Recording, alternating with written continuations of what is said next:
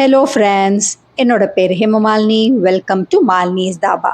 இன்னைக்கு நம்ம சேனலில் ஆடி வெள்ளி ஸ்பெஷல் நெய்வேத்தியம் கும்மாயம், செட்டிநாடு ஃபேமஸான கும்மாயம் எப்படி ரொம்ப சிம்பிள் அண்ட் ஈஸியாக சட்டுன்னு 10-15 நிமிஷத்தில் செய்யலாம்.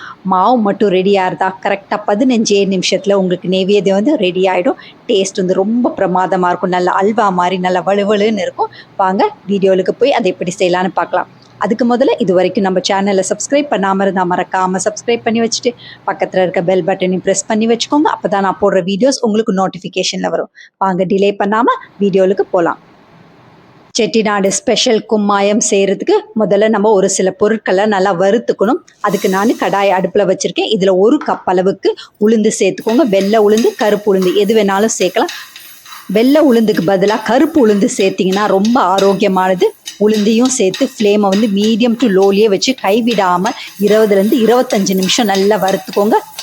இந்த மாதிரி நல்ல பொன் நிறமாகணும், அது வரைக்கும் நல்லா வறுத்துக்கோங்க. வறுக்கும் போது உளுந்து வந்து நல்ல வாசம் வரணும், அந்த அளவுக்கு நல்லா வறுத்துக்கோங்க. இப்போ இதை ஒரு பாத்திரத்துக்கு மாற்றிக்கலாம். அதே கடாயில் 1/4 கப் அளவுக்கு பச்சரிசி சேர்த்துக்கோங்க. பச்சரிசியை வந்து நல்லா துணியில் வச்சு நல்லா தொடச்சிட்டு சேர்த்துக்கோங்க. அதே மாதிரி உளுந்தையும் கழுவாமல் துணியில் வச்சு நல்லா தொடச்சிட்டு தான் சேர்த்துக்கணும். அரிசியை வறுக்கும் போது மீடியம் டு லோ ஃப்ளேம்லேயே கைவிடாமல் வறுத்துக்கோங்க. அரிசி வந்து இந்த அளவுக்கு நல்லா பொரிஞ்சு வர வரைக்கும் நல்லா வறுத்துட்டு இதையும் நம்ம ஏற்கனவே வறுத்து வச்சுருக்க உளுந்தோடு சேர்த்துக்கலாம். அதே கடாயில் 1/4 கப் அளவுக்கு பைத்தம்பருப்பு, இதையும் நல்லா துணியை வச்சு நல்லா தொடச்சிட்டு சேர்த்துக்கோங்க. இதையும் நல்லா வறுத்துக்கோங்க. இதுவும் நல்லா வாசம் வர வரைக்கும் நல்லா வறுத்துக்கோங்க. பைத்தம்பருப்பு நல்ல பொன் நிறமாக வறுப்பட்டிருக்கு. அதே நேரத்தில் நல்ல வாசம் வருது. இப்போ அடுப்பு ஆஃப் பண்ணிவிட்டு நம்ம வறுத்து வச்சுருக்க சாமான்லாம் நல்லா சூடு ஆறட்டும். வறுத்து வச்சுருக்க அரிசி, பருப்பு அது எல்லாத்தையும் இந்த மாதிரி பேப்பர் அப்படி இல்லைன்னா தாம்பாளத்தில் போட்டு நல்லா சூடு ஆறட்டும். கும்மாயம் செய்கிறதுக்கு முதல்ல நம்ம வெல்லத்தை வந்து நல்லா கரைச்சிக்கணும். அதுக்கு நான் பேன் அடுப்பில் வச்சுருக்கேன். இதில் 1/2 கப் அளவுக்கு வெல்லம், 1/2 கப் அளவுக்கு கருப்பட்டி சேர்த்துக்கோங்க. இதில் 2 கப் அளவுக்கு தண்ணி சேர்த்துக்கோங்க.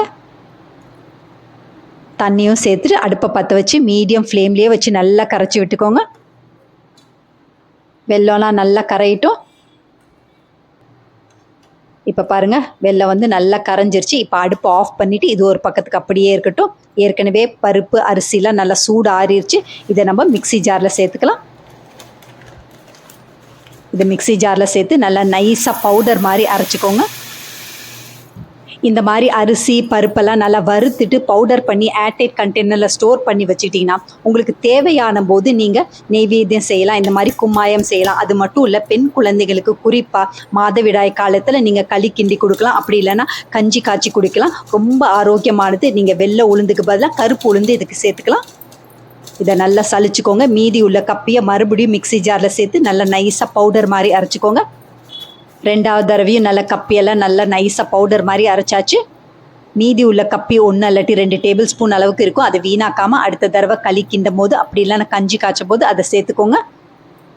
இப்போ அடுப்பில் கடாய் வச்சுருக்கேன். இதில் 1 டேபிள் ஸ்பூன் அளவுக்கு நெய் சேர்த்துக்கோங்க. நெய் நல்லா சூடானோன்னு இப்போ அரைச்சி வச்சுருக்க மாவில் இருந்து 1 கப் அளவுக்கு எடுத்துக்கோங்க. மீதி உள்ள மாவை ஏர்டைட் கண்டெய்னர் ஸ்டோர் பண்ணிங்கன்னா 1 மாதம் வரைக்கும் நல்லா ஃப்ரெஷ்ஷாக இருக்கும். இதையும் சேர்த்து மீடியம் டு லோ ஃப்ளேமில் வச்சு ஒரே 1 நிமிஷம் நல்லா வறுத்துக்கோங்க.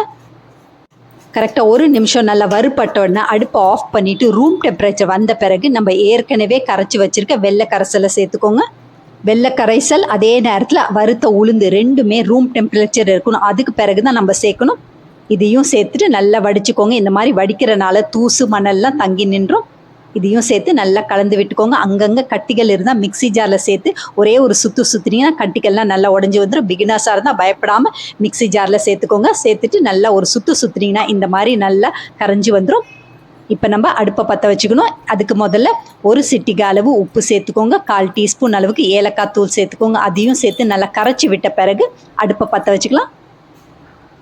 இப்போ கரைச்சி விட்டாச்சு. இப்போ அடுப்பை பற்ற வச்சுட்டு மீடியம் டு லோ ஃப்ளேம்லேயே வச்சு கைவிடாமல் நல்லா கிண்டி விட்டுக்கோங்க.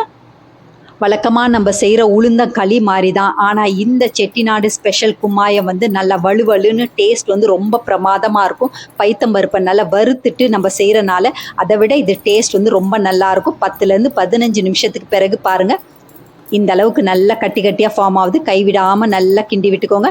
இந்த அளவுக்கு நல்லா கிண்டின பிறகு இதில் ஒரு குழிக்கரண்டி அளவுக்கு நெய் சேர்த்துக்கோங்க. நெய்யும் சேர்த்து மறுபடியும் நல்லா கிண்டி விட்டுக்கோங்க.